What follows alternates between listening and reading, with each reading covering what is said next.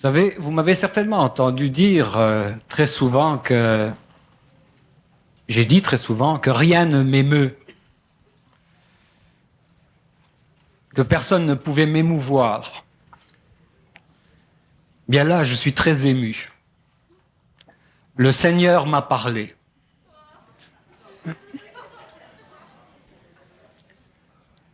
Le Seigneur m'a parlé et dans son infini courroux, il m'a dit « Oral Bol », parce que c'est mon nom, le Seigneur m'appelle comme ça.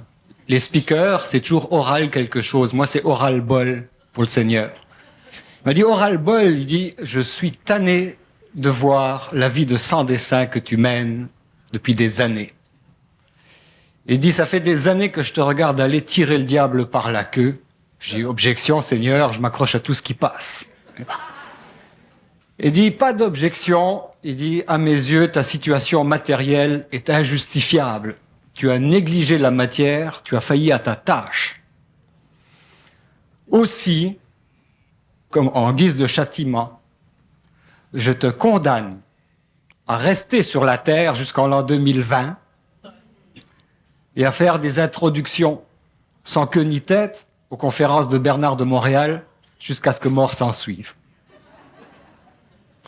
Mais j'ai dit, Seigneur, dans votre infinie miséricorde, j'ai dit, avez-vous pensé au public qui, lui, dans cette situation, est pris en otage? C'est lui qui est obligé de subir ces introductions-là jusqu'en l'an 2020. Il dit, oui, j'y ai pensé dans mon infinie miséricorde.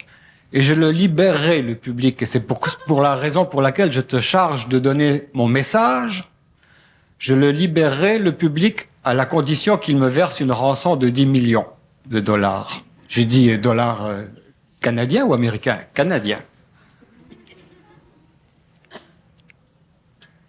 Ça fait que je vous engage à la pause à donner généreusement. Votre condition et la mienne étant liées, intrinsèquement, votre liberté va dépendre de votre générosité.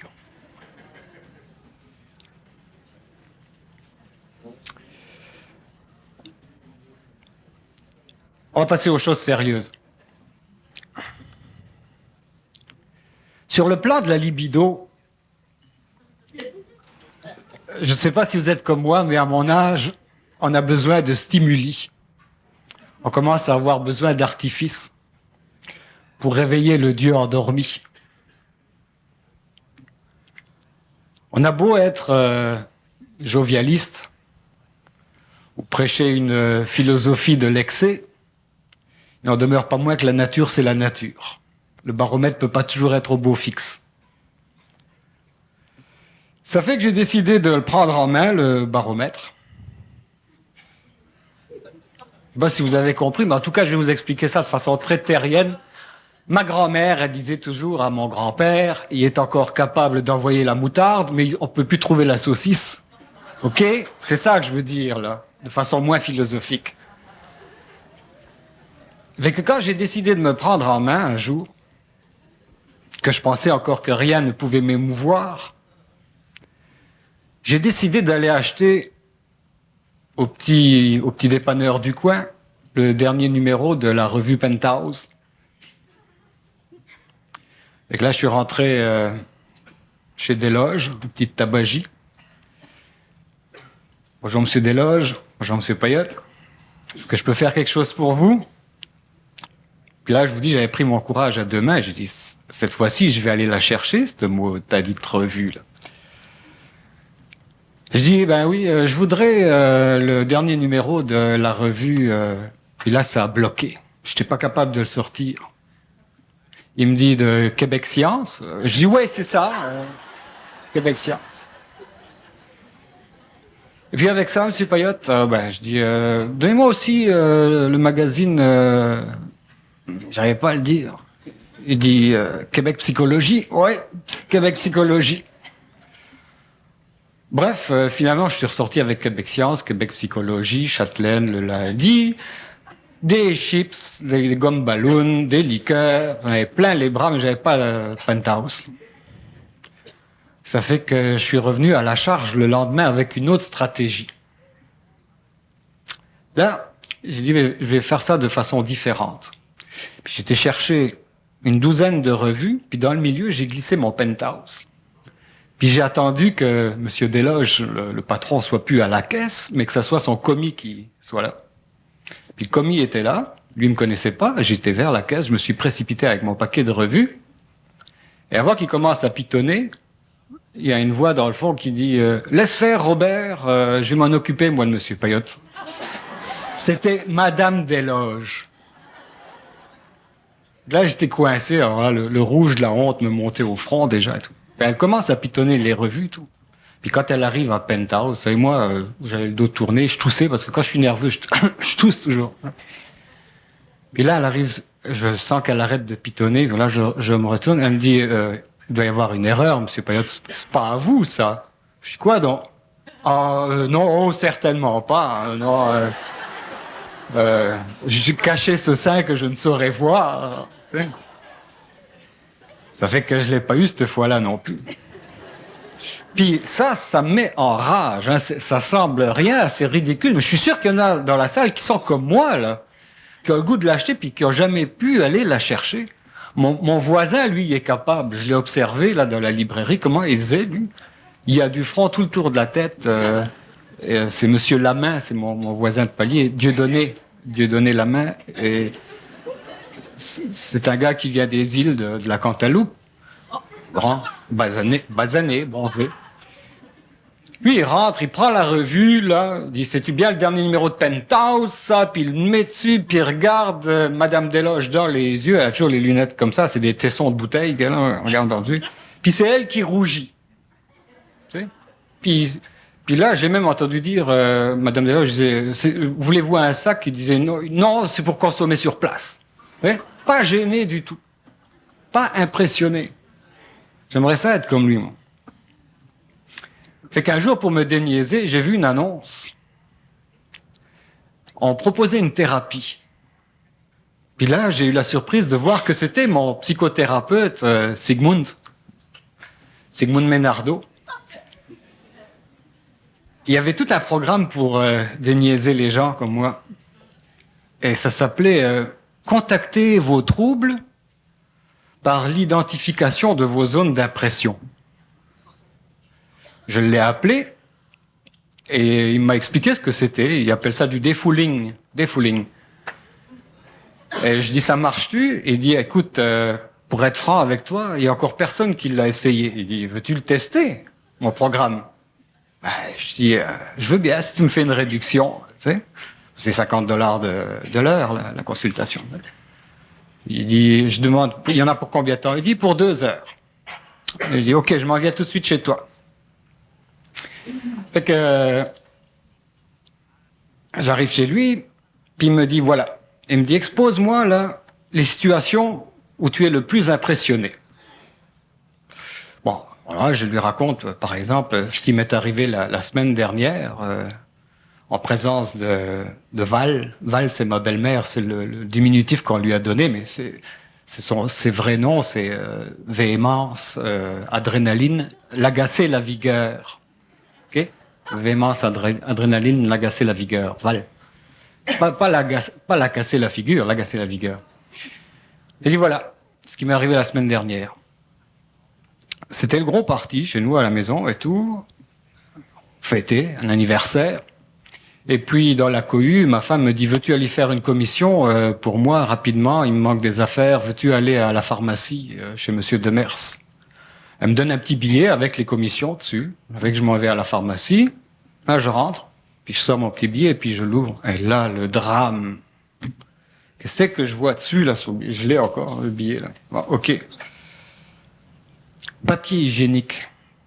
Fallait que je demande du papier hygiénique. Puis j'ai horreur de ça, moi, de rentrer à la pharmacie puis de sortir avec des rouleaux de papier hygiénique, vous savez. Et que là, encore une fois, je prends mon courage à deux mains et puis je dis à Monsieur Demers, on prendrait des papiers hygiéniques, mais je le dis pas trop fort parce qu'il y avait les vendeuses qui étaient là, etc. Fait qu'il me dit résistant. Je dis quoi, pardon? Il est résistant le papier. De toute façon, c'est pas d'importance, c'est pas pour moi. Je dis toujours que c'est pas pour moi quand je suis venu. Je dis, c'est pour mon petit à la maternelle, ils font des guirlandes pour Noël. Pourvu qu'il y ait des belles couleurs, donnez-moi un assortiment de couleurs. Résistance, pas important. OK.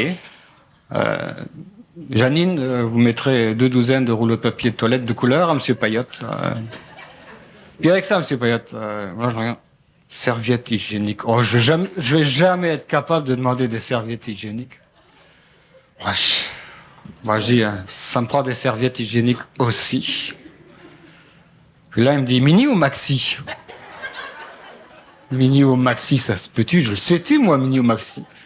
C'est-tu pour ma belle-mère ou pour mon épouse? J'en sais rien. Fait que je dis, de toute façon, c'est pas pour moi. Je dis, mais je veux pas prendre de chance. Donnez-moi des maxi. Va. Puis à part de ça, une boîte de suppositoires. Quelle taille? Oh, enfant ou adulte? Je dis, mettez donc adulte. Là, je tousse, hein, quand je suis gêné, je tousse. Rouge et tout, nerveux. Puis c'est pas fini, il restait un article. Ouais, ça, c'était la cerise sur le Sunday, des condoms. Et avez-vous déjà été dans une pharmacie, vous autres, demander des condoms? Puis c'est la mode en ce moment, la grande vogue, les condoms et les condos. En tout cas. Puis c'est mauditement mal fait, ça. Si encore il était là, qu'on pouvait se servir, vous avez remarqué, ils sont toujours derrière le comptoir. Il faut les demander. Hein? Fait que là, j'ai dit, bon, ben, donnez-moi donc des condoms. Il me dit, lubrifié? Peux-tu lubrifier? Sec ou lubrifié? Je dis, de toute façon, c'est pas pour moi. Vous savez, on a un party à la maison, puis ça fait toujours rire. On fait des ballons avec, tu sais. On a toujours bien du fun avec ça. Ok, il dit, bon, je vous emballe tout ça. Je dis, ouais, et puis pour les suppositoires, je dis, faites-moi un petit paquet cadeau. Je dis, on va faire une farce. Je dis, c'est pour ma belle-mère. Pour son anniversaire, je vais lui faire une joke. Si vous voulez me les emballer. Là, j'en pouvais plus parce que tout le monde me regardait dans la pharmacie, puis j'étais gêné, ému. Puis là, je pouvais plus rester une minute de plus. Puis j'ai dit, il faut que j'aille faire d'autres commissions. Puis de toute façon, je peux pas emmener tout ça, et rouleau de papier hygiénique, tout ça, et serviettes. Tout. Je dis, vous serez livré à la maison. Puis en sortant, là, je me précipite. Puis le pharmacien, il m'attrape encore avec ses gros bras pleins de poils, tout velus, là. Vous avez remarqué, les pharmaciens, ils ont toujours des bras pleins de poils velus. Je sais pas pourquoi. Les chirurgiens, les médecins, tout, en tout cas. Et puis il me tend une boîte de pastilles. Je dis, qu'est-ce que c'est? Il dit, c'est un cadeau de la maison, c'est pour la toux. C'est il riait, tu sais. Une pastille Valda. J'ai pas été tout de suite à la maison. Il fallait que je me remette de mes émotions. Là, j'étais chez Tony, au petit restaurant à côté. J'étais prendre une coupe de cognac. Ça a pris 5-10 minutes. Là, je suis retourné à la maison. Puis je pensais plus à la livraison, mais quand je suis arrivé, c'était le comité des fêtes qui m'attendait, comité de réception. Ma femme, avec ses serviettes hygiéniques déballées, le papier qui avait pas d'allure, les condoms, et en plus la boîte de suppositoires, et le pharmacien avait pris la précaution de rajouter une petite carte dessus avec les compliments de François Payotte à sa belle-mère.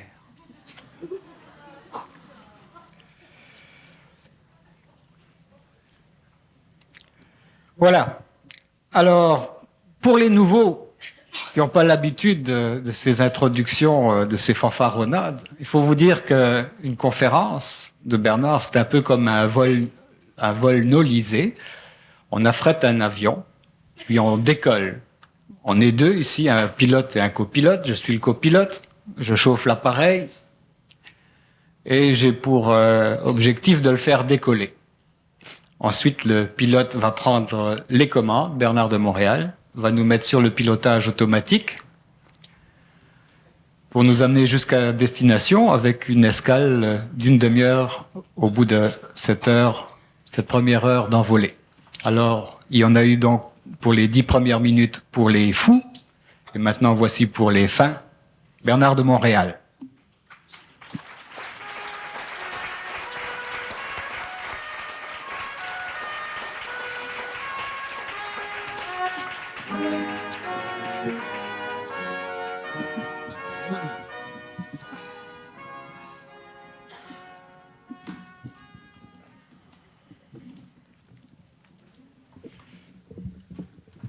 une soirée roulante.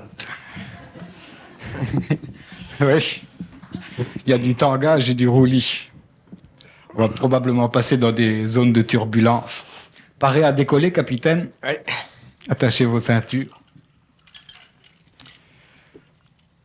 Bernard de Montréal, en gros, quelle est votre explication de la loi d'impression? Origine, utilité, processus. La loi d'impression, c'est une des lois les plus fondamentales de la vie, autant sur le plan biologique que sur le plan psychologique. C'est une loi de la lumière. C'est une loi qui s'applique autant sur le plan mental de l'intelligence que sur le plan émotionnel, que sur le plan vital, que sur le plan matériel. Donc, c'est une loi cosmique qui détermine dans son ensemble le caractère relationnel des forces de vie,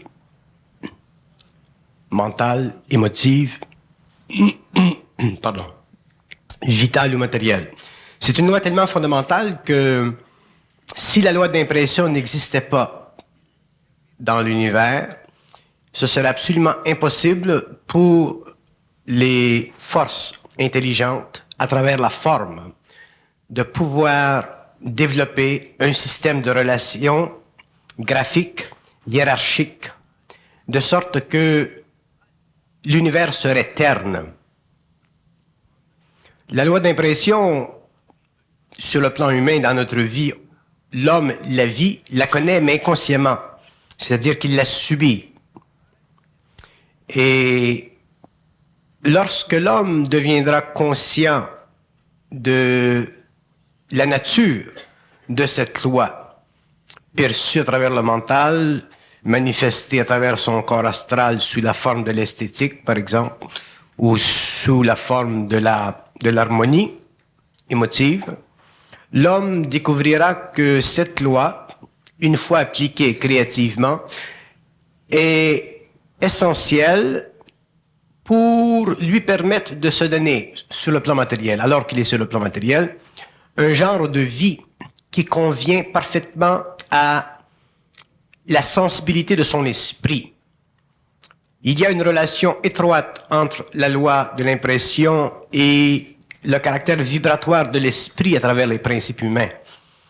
Et souvent, dans notre société, dans nos sociétés, lorsque nous regardons dans le domaine des arts, dans les domaines de l'architecture, dans les domaines de la forme hautement civilisée, par exemple, celle qui est manifestée par les hautes sociétés humaines, on retrouve toujours la loi de l'impression comme marquant l'aspect le plus déterminant de l'apex de la civilisation. C'est là que l'on voit si un personnage, une société, un groupe, une science a réellement atteint le niveau maximal de son expression créative. Donc, la loi de l'impression est effectivement une mesure de la qualité d'esprit manifestée à travers le mental, à travers les différents principes humains.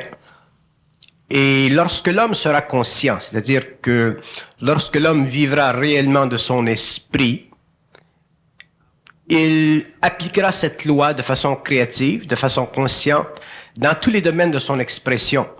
Et il verra que, ayant le pouvoir d'appliquer cette loi, il se facilite la vie sur le plan matériel. Bien. Vous êtes une personne qui n'est pas impressionnable. Il y a des gens qui sont impressionnés par vous. Quel est le statut de l'un et de l'autre?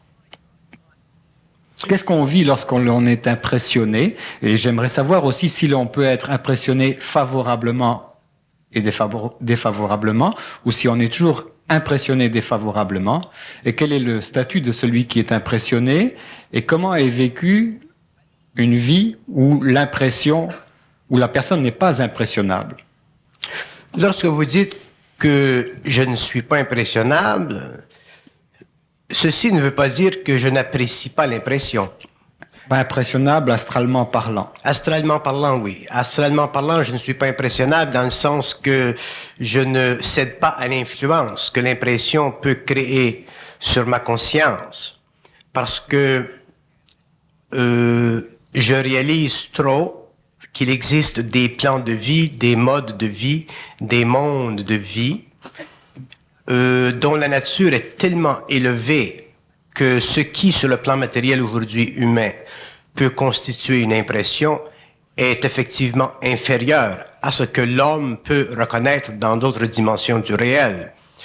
De là à dire que je ne suis pas impressionnable, astralement c'est une chose, mais je puis très bien bénéficier d'une impression qui est le résultat de l'application soit d'une expérience ou d'une conscience suffisamment sensible à elle-même pour créer dans mon monde intérieur une vibration qui se rapprocherait de plus en plus d'une façon esthétique pour moi de percevoir cette impression. Cependant, avec le temps, avec les années, l'initiation, la souffrance, ainsi de suite, il vient un point où l'homme conscient devient de moins en moins impressionnable parce que son sens critique de la réalité, de la forme, autant sur le plan de l'esthétique que sur le plan de la valeur, devient extrêmement aiguisé parce que il vient un point où l'homme devient tellement conscient, c'est-à-dire tellement près de son esprit, que l'esprit étant présent en lui, le garde de plus en plus contre l'impression puissante que peut créer la forme sur le plan matériel. Je vous donne un exemple. Bon, admettons que j'aille en Europe, que j'aille visiter des choses qui sont réellement belles. Je ne puis jamais me libérer de mon mental créatif. Donc, je ne puis pas sortir de cette conscience qui fait partie de ma fusion. Donc, si je vais voir quelque chose qui a été créé ou conçu ou mis en forme, par exemple, par Bernini, mon double peut m'instruire. Il peut toujours me critiquer, Bernini. Il peut toujours me dire, oui, mais Bernini, quand il a fait ceci, il va m'expliquer le contexte de sa vie. Il va me dire, Bernini était souffrant dans ce temps-là, ou Bernini est extrêmement à la pointe de son sens de persécution intérieure, et ceci a créé en lui une augmentation du fluide vibratoire qui a fait de lui un être capable d'aller chercher dans le marbre la fine expression de son esprit. C'est la même chose avec Van Gogh. On me dira, mais Van Gogh était extrêmement astralisé, et dans sa souffrance, il a créé des tableaux qui étaient extrêmement poignants du point de vue de sa perception astrale de la forme, de la peinture et de la lumière. Donc, il va toujours conditionner la forme, et c'est ça qui fait que ça devient difficile pour moi d'être impressionnable.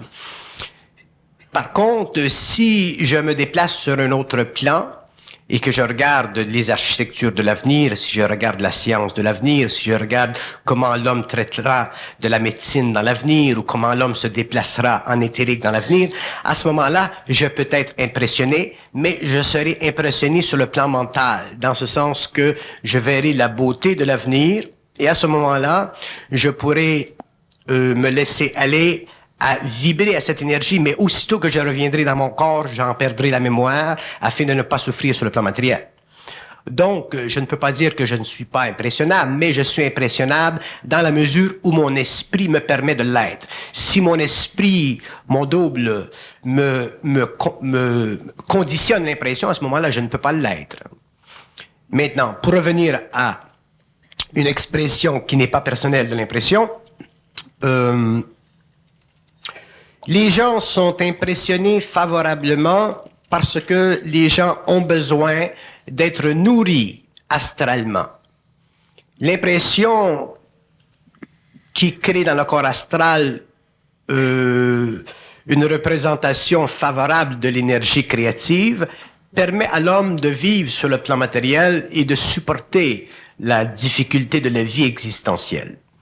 Et l'impression favorable, elle est bonne dans la mesure où l'homme ne perd pas son identité, où l'homme ne perd pas son sens critique. Sinon, l'impression devient trop puissante et l'homme est enseveli dans cette avalanche d'impressions, il perd son identité, il personnalise la forme, il devient attaché à elle et il tombe sous la loi de la mode.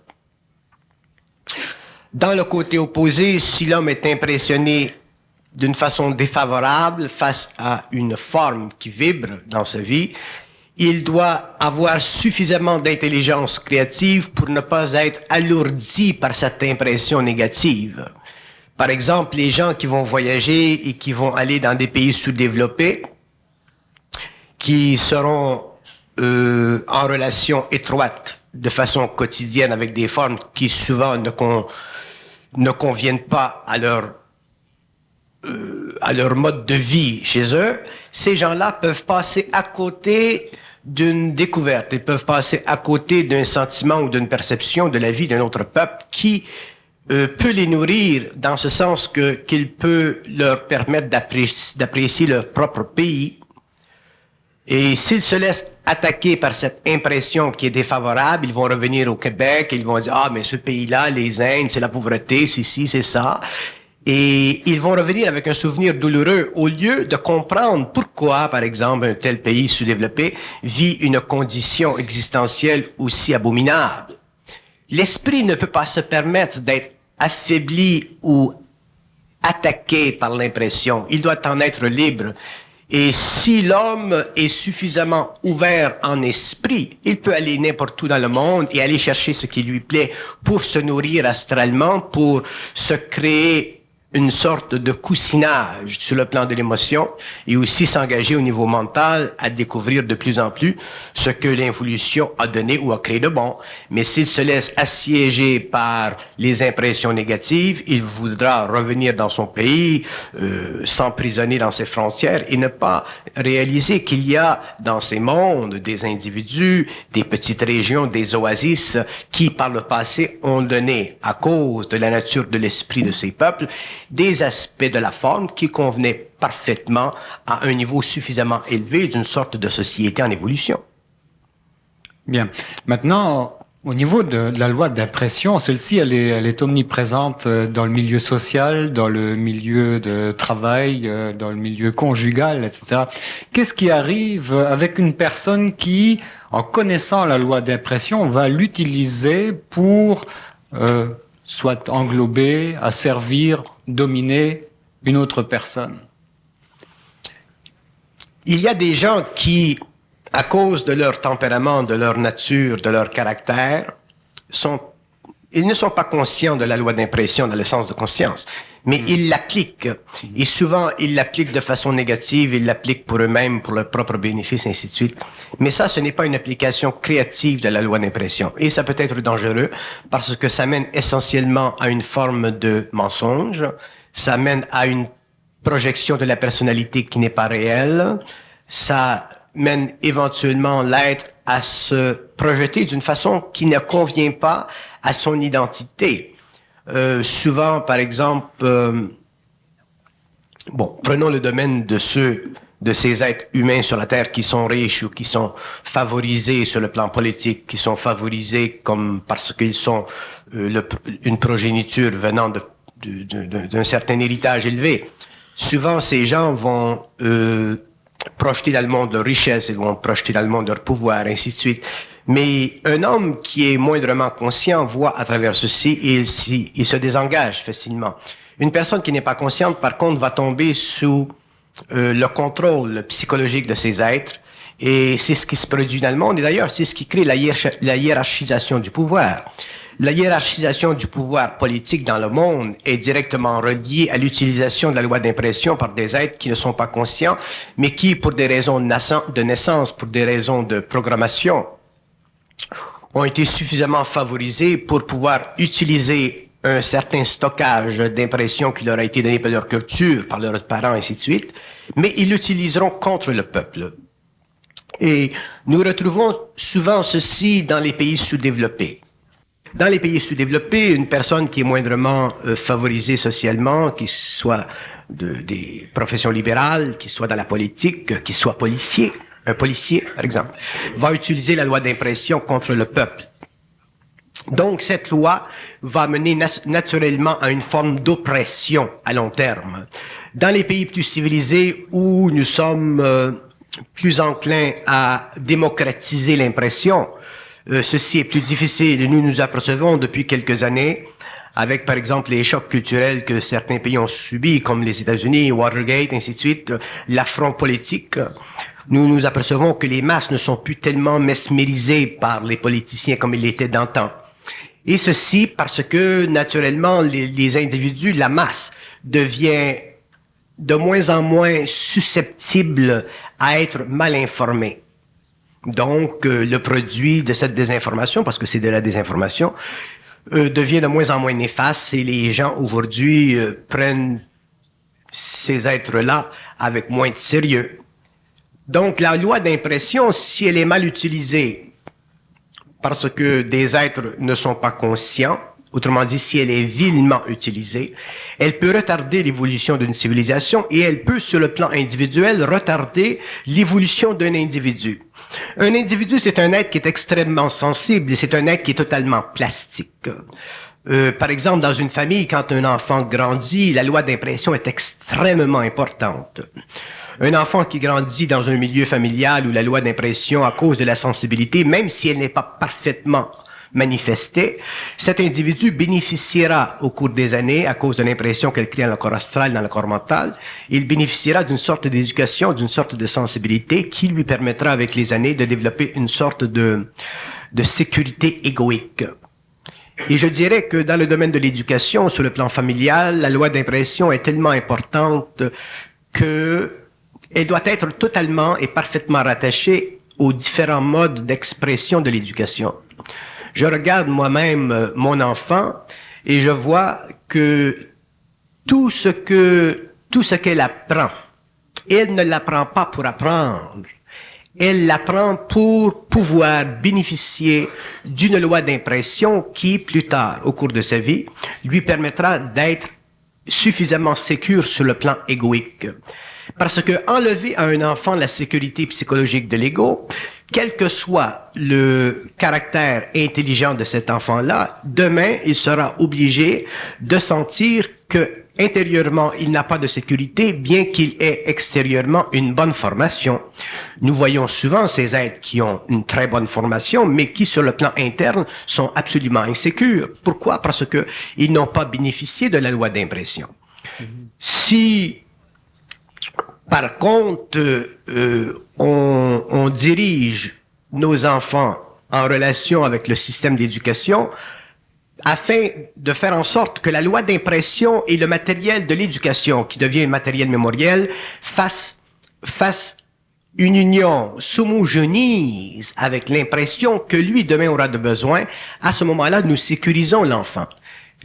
Sinon, l'enfant devient une bolle pleine d'informations, mais elle est totalement vide de sécurité. Et ça, c'est malheureux parce que vous avez un être qui déjà a le matériel mémoriel pour entrer dans le monde et travailler avec un outillage, mais d'un autre côté, aussitôt qu'il entre en contact avec des individus, il perd sa contenance. Et s'il entre en relation avec des individus qui sont réellement sécures, toute son éducation sera totalement secondaire. Et ça créera chez lui un effet de rebondissement. On ne peut pas baser la sécurité de l'ego sur l'éducation. On doit baser la sécurité de l'ego sur la loi de l'impression qui utilise l'éducation avec intelligence. Et à ce moment-là, l'éducation sert. Sinon, elle ne sert pas. Et c'est probablement pour ça qu'aujourd'hui, les enfants deviennent de moins en moins intéressés à l'éducation parce qu'ils s'aperçoivent que l'éducation est devenue simplement de la forme et qu'il n'y a plus d'esprit dedans.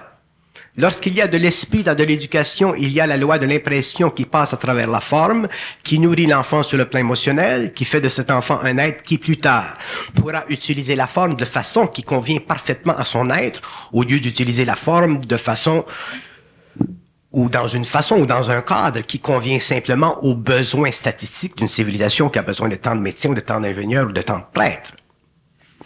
Et dans un couple, est-ce qu'on peut avoir une relation dans laquelle ne se manifeste pas la loi d'impression? Ou est-il nécessaire que l'un ou l'autre des conjoints impressionne? Un couple qui est sensible canalisera la loi de l'impression, consciemment ou inconsciemment. Et quand je dis sensible, je veux dire un couple qui possède un certain niveau d'intelligence esthétique. Le mot esthétique, je ne l'emploie pas dans le sens classique du terme. Je l'emploie dans le sens que il y a des êtres, il y a des couples dont la mère ou le père sont naturellement sensibles à une certaine forme de convenance. Amenons le terme esthétique à son niveau le plus bas. Dans un couple, il doit y avoir de la convenance. Si un couple a de la convenance, les enfants bénéficieront de la convenance et déjà, ils bénéficieront d'une certaine loi ou à un certain niveau de la loi d'impression. Mais si les couples n'ont pas de convenance, c'est-à-dire que s'ils sont niaiseux, je ne peux pas employer d'autres termes, il doit certainement y en avoir. Un couple niaiseux, c'est un couple qui n'a pas de convenance. Tu ne peux pas aller nulle part avec ces gens, tu ne peux pas faire rien avec ces gens. C'est comme si on dirait, il ne se passe rien dans ces êtres. C'est boulot, métro, dodo. Boulot, métro, dodo. Il n'y a pas de convenance, il n'y a pas d'esprit, donc il n'y a pas d'esthétique, il n'y a pas de beauté, il n'y a pas de raffinement, il n'y a pas de sensibilité. Si ces éléments manquent, à ce moment-là, l'enfant ou les enfants ne pourront pas bénéficier de la loi d'impression et ils seront obligés simplement de vivre leur propre boulot, métro, dodo, qui sera l'éducation métro, dodo, et éventuellement, ils perdront l'intérêt dans l'éducation parce que l'éducation ne sera pas supportée par un bien-être intérieur. Un enfant doit, quand il est jeune, sentir que s'il apprend telle chose, c'est parce que ça convient à son être, ça convient à sa sensibilité. Ce n'est pas simplement de l'outillage que peut-être plus tard il perdra, dont il n'aura pas besoin. Donc, les parents ont besoin d'avoir beaucoup de convenance à un niveau ou à un autre pour que les enfants puissent eux aussi un jour bénéficier de cette loi d'impression. Il y a une forme de loi d'impression qui est la séduction. Qu'est-ce que vous pensez de ceci? La séduction, c'est une loi d'impression qui se sert du corps astral, autrement dit, du corps animal de l'homme, pour faire vibrer les principes inférieurs de l'homme. C'est une loi qui est essentielle chez l'être humain ou qui existe même chez les animaux. Et elle est essentielle, cette loi, parce que ce n'est pas par la philosophie qu'on entraîne le mouvement de l'énergie sexuelle. Ce n'est pas par les mots finement ciselés, à moins que ces mots finement ciselés soient romantisés, c'est-à-dire astralisés, ainsi de suite, ce que vous appelez le romantisme. Donc, cette forme de séduction, elle est bonne du moment qu'elle est dirigée ou qu'elle est utilisée afin de convenir à un partage harmonisé de l'énergie entre deux êtres. Il ne faut pas qu'elle soit utilisée pour envelopper ou englober un être contre son gré à long terme. Par exemple, vous prenez un homme qui a beaucoup d'expérience de la vie et qui rencontre une jeune fille qui n'a pas d'expérience de la vie, c'est évident qu'il pourra la séduire, ou vice-versa. Mais il n'y aura pas d'honnêteté là-dedans. Le but de la séduction sera totalement temporaire, ainsi de suite. Donc cet être-là, qui n'a pas suffisante expérience, sera englobé par un autre qui a beaucoup d'expérience et elle souffrira, et ainsi de suite. Donc ça, c'est une forme de séduction qui n'est pas honnête et qui retarde l'évolution des deux êtres et qui créera beaucoup de souffrance. Par contre, un homme qui est réellement sérieux ou une femme qui est sérieuse, et ainsi de suite, et qui se sert de la séduction d'une façon créative, c'est-à-dire où la poésie de l'âme devient homogénéisée avec la puissance créative de l'esprit, à ce moment-là, la séduction devient utile parce que elle permet à ces deux êtres de se rencontrer à tous les niveaux dans une ambiance vibratoire, dans une ambiance qui peut être extrêmement vibratoire, mais fondée sur l'esthétique d'une relation. Et à l'intérieur de cette composition psychique, vous retrouverez un état d'esprit, un état d'âme et un comportement humain matériel qui sera conforme aux lois de l'amour, aux lois de l'engagement, aux lois de la permanence, aux lois de la réussite. Est-ce qu'on peut dire que la loi d'impression est polarisée? Elle est très polarisée. C'est probablement une des lois les plus polarisées dans l'univers à tous les niveaux, autant sur notre planète que sur une autre, parce que c'est une loi qui, pour ne pas être polarisée, doit être sous le regard de l'esprit et non simplement sous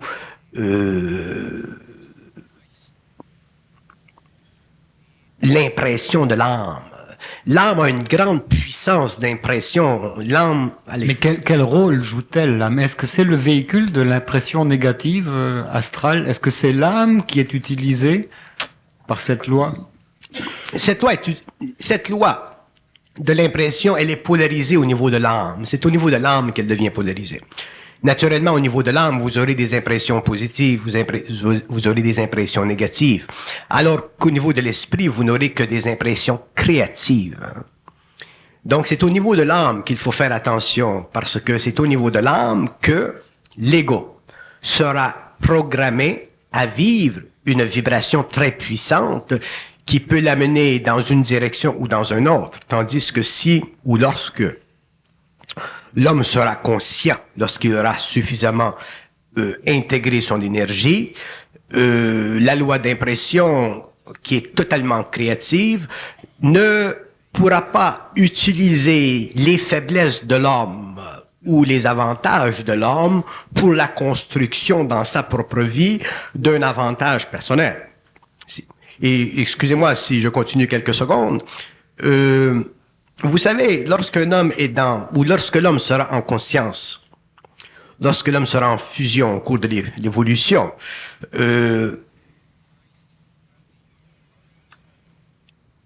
la distance, la différence entre le pouvoir créatif de l'esprit dans la matière et le pouvoir de l'esprit englobé par l'âme est extrêmement petite. Autrement dit, là où commence la magie blanche, là où commence le pouvoir, et là où finit la magie noire, à ces niveaux, c'est très, très... C'est dans l'impression d'être intelligent ou de l'être réellement? Voilà.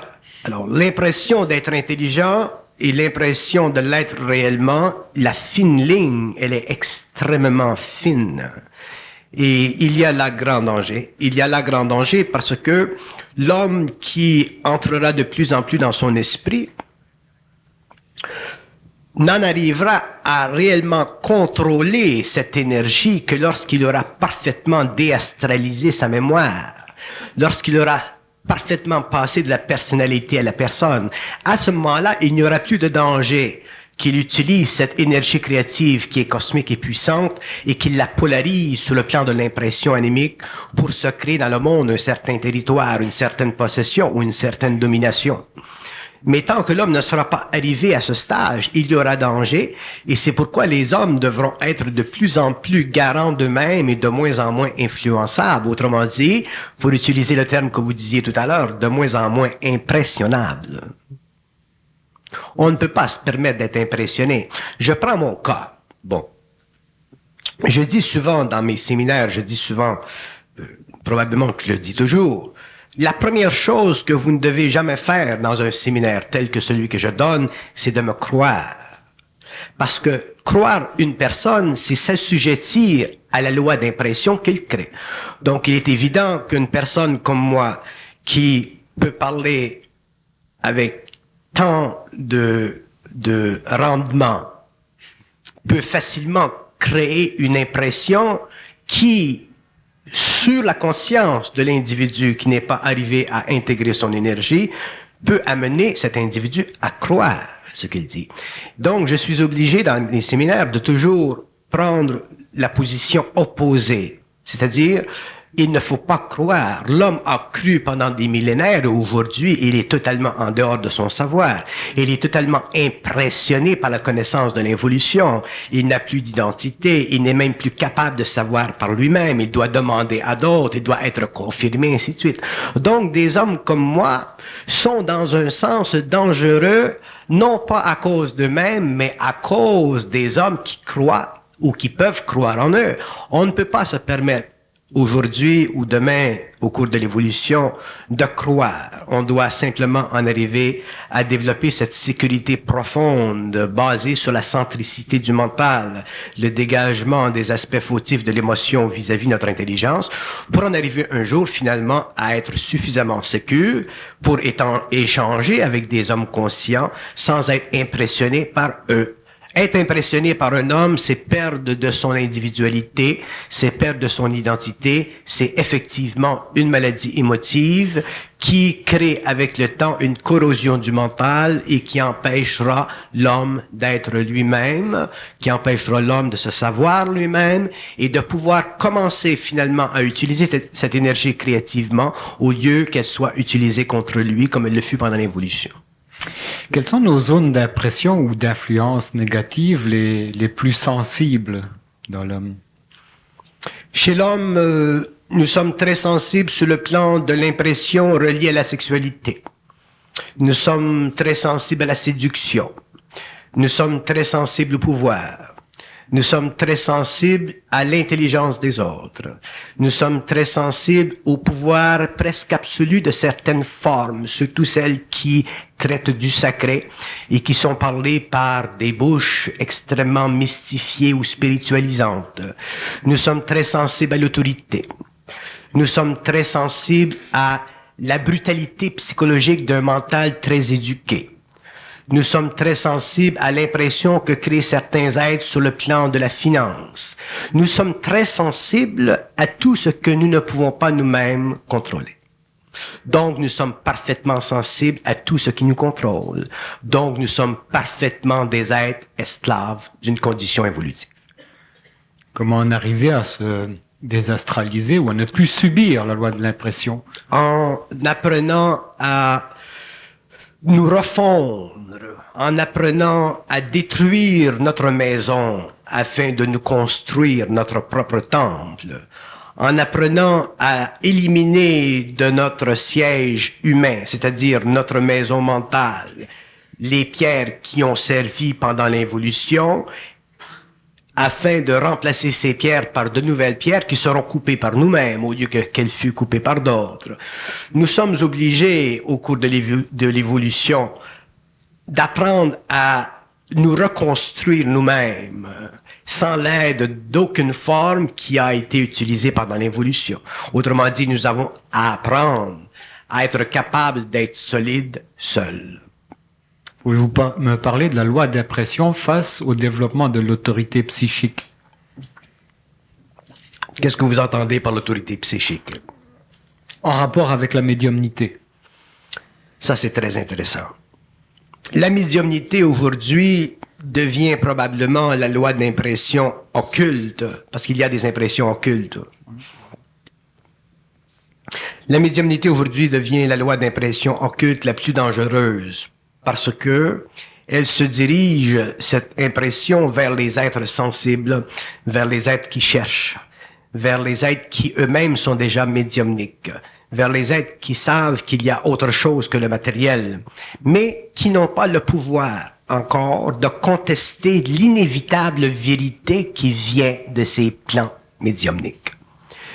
Pour pouvoir contester l'inévitable vérité qui vient des plans médiumniques, il faut avoir été totalement dépolarisé dans le mental, c'est-à-dire qu'il faut avoir perdu la capacité de croire. On me dit souvent, quand je rencontre des gens, mais comment voulez-vous que nous ne croyons pas? Comment voulez-vous que vous nous parlez, vous nous dites des choses, comment voulez-vous que nous ne croyons pas si ces choses sont intelligentes? Et je leur réponds, ce n'est pas parce qu'une chose est intelligente qu'il faut la croire. C'est une illusion. Et c'est la même chose au niveau de la médiumnité. Nous entrons en contact avec des sphères mentales ou des sphères astralisées qui nous amènent du matériel, qui dépasse le rationnel. Nous ne sommes pas équipés psychiquement pour contester la forme parce que nous n'avons pas encore de centre de gravité mentale. Nous n'avons pas encore atteint l'apex de notre propre psychisme. Donc, nous sommes obligés de presque subir des vérités qui viennent de mondes parallèles, vérités que nous ne sommes pas capables psychologiquement de contester parce que nous sommes encore prisonniers de la vérité et du mensonge. Et lorsque l'homme est prisonnier du vrai et du faux, il est obligé de se trouver une place dans le vrai afin de se sécuriser contre le faux. Et l'homme n'a pas à se sécuriser contre le faux. Et il n'a pas à prendre de position vis-à-vis le vrai parce que l'homme est un être créatif qui a le pouvoir vibratoire de détruire la forme et d'en engendrer une autre afin d'instituer sur le plan matériel un niveau de savoir qui constitue le paratonnerre qui le connecte avec son énergie au lieu que ça constitue un parapluie qui le protège contre les formes extrêmement vastes de la connaissance occulte. Et ceci, pour nous, c'est nouveau parce que nous avons pendant très longtemps constaté que des formes de vérité dépassant le rationnel ou la logique humaine sont incontestables dans leur définition parce que nous n'avons pas de point absolu pour les contester puisque nous ne sommes pas nous-mêmes absolus. Donc, l'homme devra en arriver un jour à éliminer le parapluie du vrai et du faux, se servir du paratonnerre qui le lie directement avec son énergie créative, et là, il deviendra absolu. Mais pour l'ego, devenir absolu, c'est un tour de force, parce que l'évolution nous a jamais permis d'être absolus, parce que nous avons toujours été assiégés, persécutés, dominés, surveillés par des systèmes de pensée qui, de par leurs sanctions historiques, constituaient pour nous la véritable définition de leur âge, de leur monolithisme. Donc, comment voulez-vous que le petit égo, lui, qui sort de l'école, que le petit égo qui ne connaît pas les lois d'impression, que le petit égo qui s'est fait toujours taper sur la tête, que le petit égo qui est seul parmi une masse d'ignorance mondiale, ait la force interne de se constituer en termes d'arbitre, d'avocat, de sa propre cause. David contre Goliath. Exactement, c'est le phénomène de David contre Goliath. Donc, nous avons besoin de la fronde. Mais cette fronde, elle vient d'où? Ce n'est pas Goliath qui va lui la donner. Donc, David devra chercher à se construire sa propre fronde pour pouvoir frapper Goliath dans le front. Mais le front de Goliath, c'est quoi? Le front de Goliath, c'est la puissance vibratoire de la loi d'impression à travers la forme qui a constitué pendant l'évolution la totalité de nos connaissances. Donc, David aura besoin de la fronde qui, bien placée dans le front de Goliath, constituera sa qualité, son potentiel, sa puissance d'attaque contre la forme. Il s'agit que David, lui, l'homme inconscient, en arrive à savoir qu'il est capable de se créer la fronde. Et l'homme est capable de se créer la fronde dans la mesure où il est capable de s'instituer comme l'architecte de son propre savoir pour donner à la fronde la forme dont elle a de besoin afin qu'elle puisse rendre le service dont il a de besoin, celui d'éteindre finalement cette domination de la forme à travers les lois de l'impression qu'il a toujours subies pendant l'évolution. À ce moment-là, l'homme verra que sa fronde peut être très petite en apparence, mais extrêmement efficace. Mais ce sera une fronde qui sera créée par lui-même. Il ne pourra pas aller dans le champ extérieur à lui-même. Il ne pourra pas aller voir Goliath et lui demander son aide. Quelles sont les zones d'influence mentale que Madame Bernard de Montréal peut impressionner favorablement chez Monsieur Bernard de Montréal? C'est une bonne question. Ce que mon épouse m'impressionne sur le plan de l'impression, c'est la pureté de son mental. C'est-à-dire cette qualité créative qui est en dehors de l'ego, qui passe par l'ego et que moi je reconnais. Ma femme ne peut pas me jouer de tour. Elle ne peut pas être réelle ou irréelle. Il faut qu'elle soit réelle. Si elle est réelle, je le sais. Si elle ne l'est pas réelle pour des raisons d'émotion, je le sais. Donc, lorsqu'elle est réelle, et elle l'est réelle, je vis constamment le rapport étroit avec une loi d'impression qui convient parfaitement avec mon mental. Donc, je bénéficie constamment de son intelligence.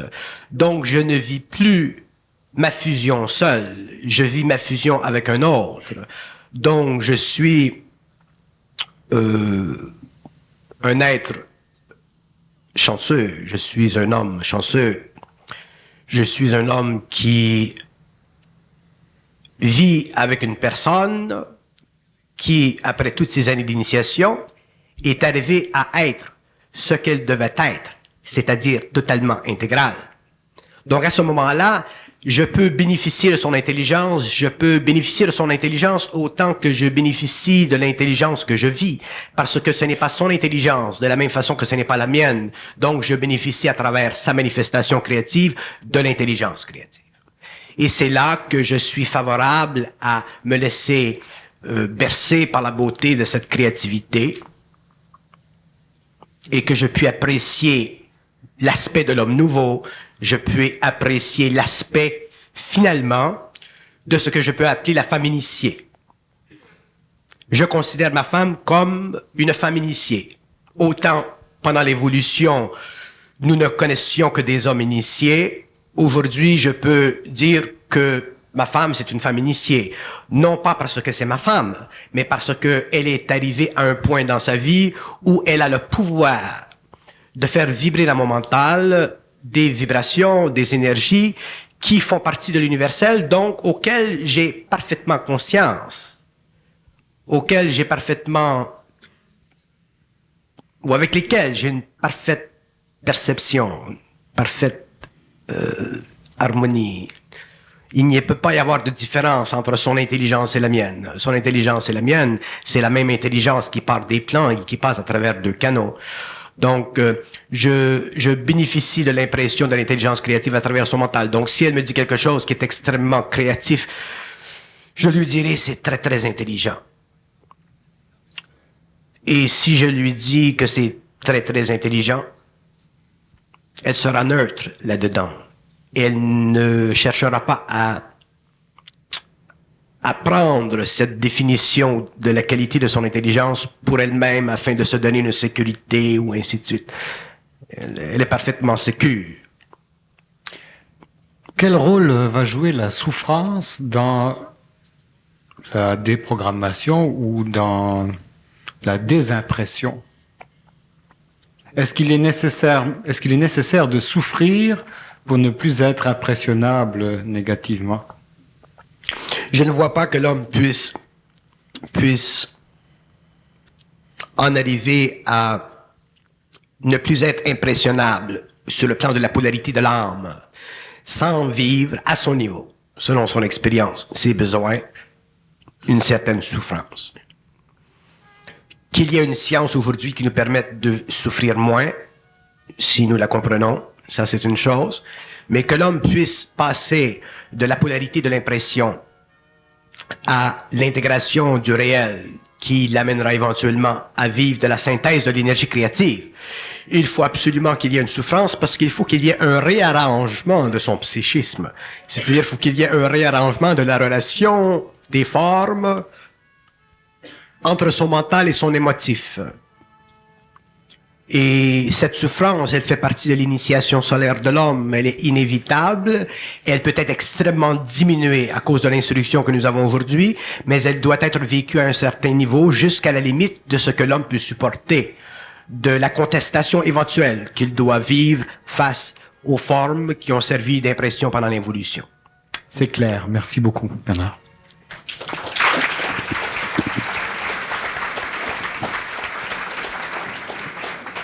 On fait une petite escale d'une demi-heure.